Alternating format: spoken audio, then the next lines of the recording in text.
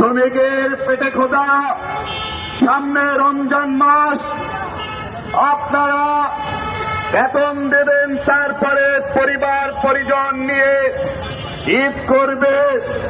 এটা যদি না করতে পারে কোনো শ্রমিক, তাহলে আপনারা যে স্বর্গের স্বপ্ন দেখছেন, যে এই রমজানে আপনারা ব্যবসা করবেন, সেই ব্যবসার টাকা দিয়ে বিদেশে পরিবার নিয়ে ঘুরতে যাবেন, শপিং করতে যাবেন, সেটা এখানকার লোকাল গার্মেন্ট শ্রমিকরা হতে দেবে না।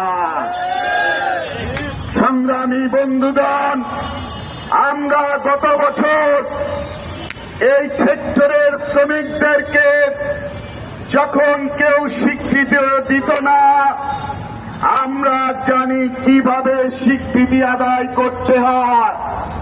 গত বছর এই সময়ে হাজার হাজার শ্রমিক যখন কাজ ছেড়ে রাজপথে নেমে এসেছিল, তখন কিন্তু মালিক